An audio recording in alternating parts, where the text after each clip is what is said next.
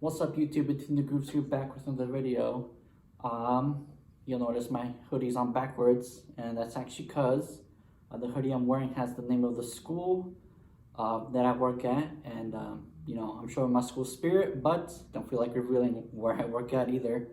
But I was thinking to myself the other day, like what kind of video can I upload this week, and I just had some records kind of laid out in my room, and I was thinking to myself, oh, I guess I could show you guys what's sort of in my rotation and what I'm listening to the most right now at the moment. And it's not to say that I'm not listening to any other records or that I'm solely listening to these records I'm about to show you.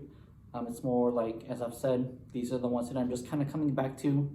For some reason, I don't know why, they're just kind of hitting in the right spot. But I think we'll just kind of get to it. All right, and so the first, I guess, record that's been in my rotation lately has actually been Good AM by Mac Miller. For those who don't know, I am a big Mac Miller fan. He's probably like my top 3 artists, just that I've very much enjoyed throughout the years. I've actually been following him since like 2009, 2010, around that time. But this is Good AM by Mac Miller. And as I've said, these are just kind of records that I've been having in my rotation. For some reason, they've just been hitting in the right spot. And I feel like the appeal for this one, at least for me lately, has just been that you can kind of just consider this like Mac's last like rap album.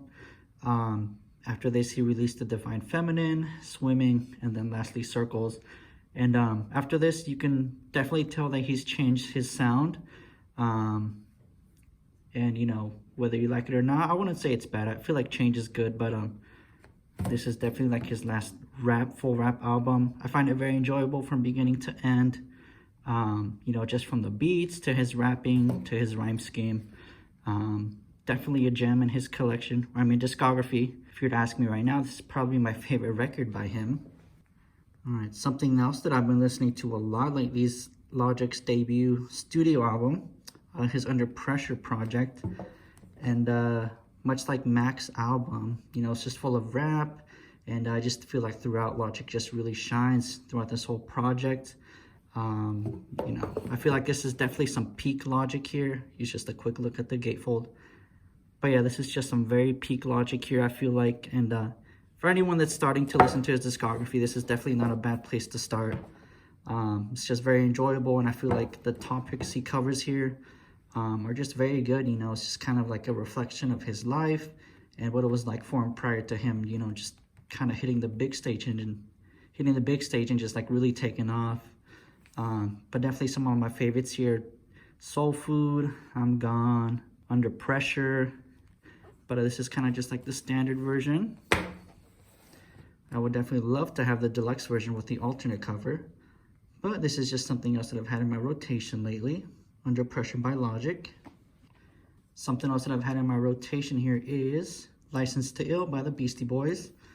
I want to say I'm like the biggest Beastie Boy fans, but when you see and hear a good album, you just kind of gotta give it its recognition, and this is definitely one of those. Not really sure why I've had this in my rotation. As I've said before, it's just hitting in the right spot. But I think one of my favorite things about this is it's just kind of cool to see how hip-hop has just kind of changed over time. This was released in the 80s, and we're now in 2021, so it's definitely cool to see how it's kind of evolved and changed over the years.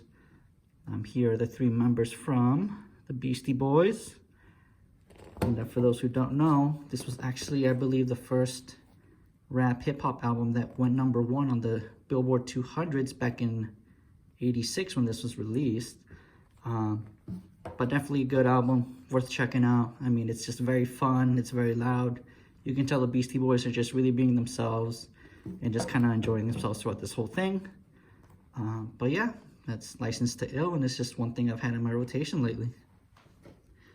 And sort of the last album that I've had in my rotation lately has been Discoveries by Daft Punk. Their second studio album, I believe, which came after Homework. Or actually, no, third album. I think there was one more that came before this. I'm kind of blanking on it. But this one, too, has been hitting in all the right spots. It's just a very enjoyable album from beginning to end. And as we all know, Daft Punk has just called it quits and are retiring. But I've also seen some rumors that they're going to release their like own individual work. Not sure how true that is, but definitely be very interesting to see. I wouldn't say I'm like the biggest fan of like electronic music or anything of that kind, but I feel like this one kind of, or just Daft Punk in general, just kind of gave me an introduction of that through the years, and it's something that I've definitely found I've enjoyed. Well, at least with Daft Punk, I feel like they're the exception. But yeah, you know, it's just a great piece of work from beginning to end, and that is Discoveries by Daft Punk. All right, and with that, we conclude this video, and that's sort of a look as to what I've been kind of spinning lately on my record player. Let me know what you guys thought about what I've been playing, about the video, leave any suggestions for future videos. But for now, just subscribe, like, and comment, and thanks for watching.